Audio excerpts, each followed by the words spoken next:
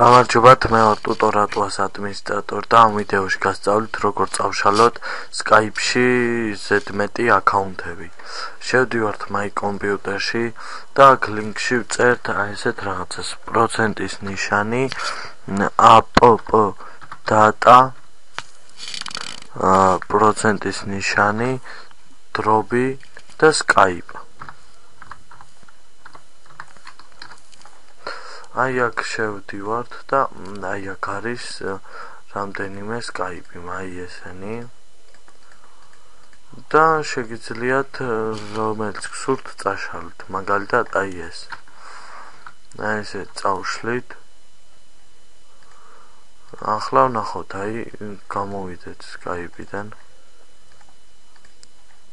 და აი აქ წაიშალა. აი ახლა წაიშლება. გამოვთოთ Skype და ხელახლა ჩავრთოთ.